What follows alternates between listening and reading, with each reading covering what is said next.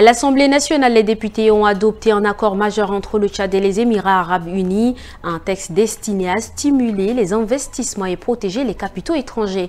Une nouvelle étape pour renforcer les partenariats économiques du pays. À N'Djamena, les mains de Moussa Koulibaly font danser les couleurs sur le bassin. Dans son atelier, 40 jeunes apprennent un métier et un art, un savoir-faire qui redonne vie à l'artisanat tchadien.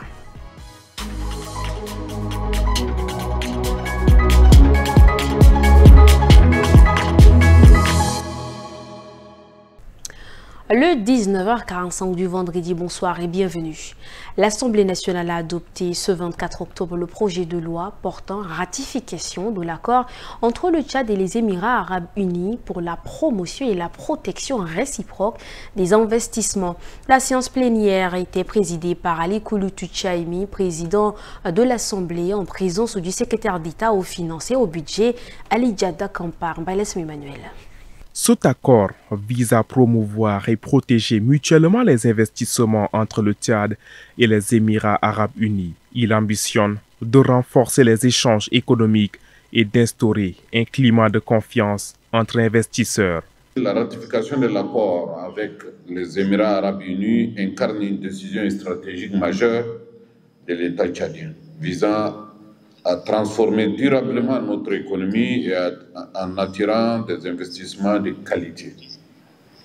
Cet accord, bien plus qu'un texte juridique, constitue un levier puissant pour catalyser les investissements émiratis dans nos secteurs prioritaires, infrastructures, énergie, agro-industrie, etc., créant ainsi des emplois et favorisant un transfert de compétences crucial.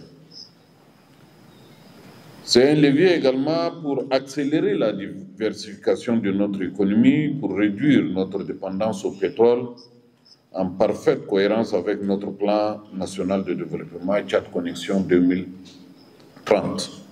Adopté par 151 voix pour, 3 contre et 1 abstention, le projet de loi marque une nouvelle étape dans la coopération économique entre N'Djamena et Abu Dhabi. Le ministère de la Santé publique et ses partenaires techniques et financiers ont organisé ce vendredi une rencontre d'échange avec les professionnels des médias. Objectif, renforcer la communication autour de la prochaine campagne nationale de vaccination contre la poliomyélite et encourager les parents à faire vacciner leurs enfants. Un reportage de Guémé Moussa, Bonaventura Lomba est rendu par Guénaoudum Cynthia. L'objectif, assurer une immunisation de masse afin d'interrompre la circulation du virus de la polio au Tchad, sensibiliser au moins 95% des parents avant le passage des vaccinateurs et contrer les rumeurs ou désinformations liées au vaccin. Sur les virus que nous avons eus au Tchad, cette année, il y a 2 types. Et pour cette campagne, nous aurons l'occasion de vacciner pour les 2 types de virus. Donc nous aurons administré 2 gouttes de vaccin pour chaque virus à un enfant. Donc les enfants du 31 octobre au 2 novembre vont recevoir 2 gouttes de vaccin pour le type 2 et 2 gouttes de vaccin pour le type 3. Donc, chaque enfant âgé de 0 à 59 mois recevra 2 gouttes de vaccin. Le NVPO et le BVPO lors de cette campagne prévue du 31 octobre au 2 novembre 2025 sur l'ensemble du territoire national. Le gouvernement veut donner un nouveau souffle à l'exploitation minière. Un atelier de 2 jours organisé à N'Djamena par le ministère du Pétrole, des Mines et de la Géologie avec l'appui du programme des Nations Unies pour le développement vient de valider une politique minière renouvelée ainsi qu'un plan stratégique censé encadrer le développement du secteur. Pendant 2 jours, experts et acteurs du secteur ont passé au crible 2 documents clés, la politique minière et le plan stratégique du secteur. Objectif, bâtir un cadre plus transparent et cohérent au service de la croissance économique, de la justice sociale et de la préservation de l'environnement. À l'issue des travaux, plusieurs recommandations ont été formulées. La validation de la politique minière nationale et du plan stratégique du développement du secteur minier par le gouvernement. la mise en place d'un mécanisme institutionnel multisectoriel du pilotage et de suivi et évaluation de la mise en œuvre de la politique nationale minière nationale et du plan stratégique de développement du secteur minier et son plan d'action opérationnelle. L'harmonisation du fonds de souveraineté proposé dans la stratégie de développement du secteur minier avec celui créé dans le code minier en vigueur dans la révision du code minier en cours. La ministre du Pétrole, des Mines et de la Géologie, Ndolenodi Alice Naimbaye, s'est félicitée de la qualité des échanges et a assuré que son département veillera à la mise en œuvre des recommandations adoptées. Yankingem Karine sous les images de Abakar Lambert, le ministère de l'administration, du territoire et de la décentralisation a tenu les 22 et 23 octobre un atelier de dissémination du séminaire national sur la décentralisation dans le pôle de Moundou. Il regroupe les provinces du Logone occidental, du Logone oriental, du Mondoul et du Mont-Echari. L'ouverture des travaux a été présidée par le ministre d'État, ministre de l'administration du territoire et de la décentralisation, en présence des élus locaux ainsi que des partenaires. Durant 2 jours, autorités locales et acteurs territoriaux sont appelés à s'approprier les mécanismes de mise en œuvre de la feuille de route gouvernementale sur la décentralisation. Un document stratégique qui fixe les priorités du pays pour les 10 prochaines années au niveau des collectivités. Dans les échanges, plusieurs participants ont partagé leurs préoccupations, notamment sur les moyens nécessaires pour concrétiser cette politique. Et vraiment, ça nous a impressionné du fait que dans les services éducatifs, en ce qui concerne, nous on assure le pouvoir transféré. Ça veut dire que les collectivités locaux telles que le conseil communal et le conseil provincial, ils peuvent mettre des ressources à notre disposition et que nous, on les utilise. À savoir, par exemple, et les conseils provinciaux ont mis à notre disposition des enseignants et puis nous, on assure leur suivi sur le terrain en ce qui concerne les activités scolaires. À mon avis, je suis très ravi de cette présentation qui nous édifie désormais à comprendre qu'est-ce que la décentralisation dans nos communes respectives. Donc pour moi, je suis très fier.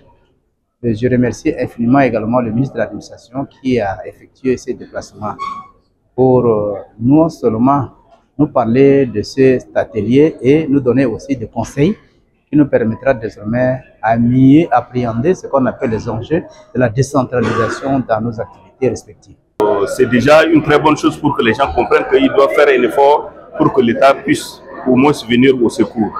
Autre chose également qui nous a marqué lors de cette rencontre, ça a permis de faire la différence entre quelques collectivités rurales et aussi les collectivités urbaines. À un moment donné, c'était une confusion totale. C'est en ce moment qu'on se rend compte que c'est un processus qui est en marche. Donc il reste beaucoup de choses à faire encore pour arriver à cette décentralisation. À l'issue des travaux, des recommandations ont été formulées pour accélérer la mise en œuvre de la décentralisation et favoriser le développement local. Adrien Bayouanodi, Ndjekoredom Marmel, venons-en à l'actualité en bref, une compilation de Rassemor Djumleila. Le ministre des Affaires étrangères, de l'intégration africaine et des Tchadiens de l'étranger, Dr Abdoulaye Sabro Fadel, a reçu ce vendredi l'ambassadeur de Chine au Tchad, Wang Xinling. Cette rencontre a porté sur le renforcement des relations bilatérales entre les deux pays, notamment la coopération économique et énergétique avec la finalisation prochaine d'accords concernant le pétrole, l'énergie solaire, l'organisation d'une exposition minière et l'appui de la Chine à la nouvelle académie diplomatique. Les diplomates chinois ont annoncé la participation d'une délégation chinoise à la table ronde Tchad Connexion 2030 et a exprimé le souhait d'une collaboration accrue dans la formation diplomatique. Le ministre de l'Aménagement du Territoire, de l'Urbanisme et de l'Habitat, Mahamat Sile Kaleta, a reçu jeudi les garagistes et boutiquiers du Champ de Fil, situés dans le 5e arrondissement du N'Djamena. Cette rencontre vise à apaiser les inquiétudes des travailleurs informels face au projet de développement porté par la Société de promotion foncière et immobilière sur l'emprise du terrain des Grédia. Le ministre a insisté sur l'enjeu majeur: lutter contre l'insécurité qui sévit dans la zone, où bandits et délinquants menacent la vie des habitants. Pour finir, l'Union nationale des étudiants tchadiens section de l'université Adam Barka d'Abéché a annoncé une grève d'une semaine du 24 au 30 octobre, renouvelable jusqu'à satisfaction des revendications. Cette décision a été prise suite à la non-résolution de plusieurs problèmes qui affectent la vie estudiantine, notamment le non-fonctionnement de la restauration universitaire, le manque d'accompagnement des activités culturelles et sportives, ainsi que le non-paiement et le retard injustifié des bourses des étudiants de la faculté des sciences de la santé. À l'approche de la tenue du programme national de développement Tchad Connexion 2030, l'Agence d'administration des zones économiques spéciales AZES a animé cet après-midi un point de presse à son siège. À travers cette communication, sa directrice générale a invité les investisseurs ainsi que les bailleurs de fonds à prendre part à cette initiative stratégique pour le développement du Tchad. Regardez. En ce qui concerne les avantages que nous offrons à nos investisseurs, une fois qu'un investisseur est installé dans les zones économiques spéciales, il bénéficie de 10 ans d'exonération fiscale et douanière, d'une clause de stabilité sur 15 ans, un accès sécurisé aux fonciers industriels par bail amphithéotique et aucune restriction au rapatriement de ces bénéfices. Nous avons également un guichet unique au sein de l'AZES qui permet de simplifier les démarches administratives de tous les investisseurs. Et également, quand un investisseur est installé dans nos zones, il est protégé contre toute la nationalisation ou expropriation. Et également, ils sont protégés par rapport aux droits de propriété intellectuelle. Et nous les assistons également pour le recrutement d'un personnel qualifié. Au dernier titre, dans le quartier Ardeb Djoumbal, un atelier attire l'attention, celui de Moussa Koulibaly. Ce maître teinturier transforme le bazin en œuvre d'art et fait vivre près de 40 jeunes grâce à son savoir-faire. Boyom Kreyos, Ndieko et Marmel sont allés à sa rencontre. Reportage. Dans l'atelier de Moussa Koulibaly, les gestes sont précis, les couleurs éclatantes. Installé au Tchad depuis 2007, cet artisan malien a bâti une entreprise florissante autour de la teinture sur bazin. Chaque jour, il forme et emploie près de 40 jeunes du quartier. On compose les couleurs, chocolat et on met dedans. Maintenant, tu vas voir si c'est sorti là. Ça va être chocolat. D'abord, ça aussi là, c'était blanc, que j'ai teinté comme ça. C'est blanc, hein? Le blanc que tu connais là, que j'ai teinté, c'est devenu chocolat. Donc, il faut composer avec 4 qualités de couleurs. Exemple, chocolat là, ça avec 4 qualités de couleurs. Hein? Il y a sud qu'on travaille avec, il y a hydro qu'on travaille avec. Et il y a aussi les couleurs marocaines qu'on travaille avec. Ici, tout est fait à la main. Les tissus sont lavés, traités, puis plongés dans les bains de couleurs, sous l'œil attentif du maître. Un travail minutieux qui allie créativité, discipline et passion. Son atelier est devenu une référence locale. Grossistes et couturières viennent s'y approvisionner, séduits par la qualité et la diversité des motifs. Je viens ici seulement pour déposer les pains, puis je reviens le soir les récupérer afin de le vendre le lendemain matin. Après le marché, j'achète du nouveau tissu que j'apporte ici pour la teinture. Il les travaille dans la journée et le lendemain, je pars le vendre. Et ce n'est pas du tout cher. Et chaque soir, les jeunes repartent avec leur rémunération. Une preuve que l'artisanat bien encadré peut offrir une véritable alternative à la précarité. Et c'est sur ces images que nous bouclons cette édition. Merci à vous, chers téléspectateurs, de l'avoir suivi. Bon début de week-end chez vous.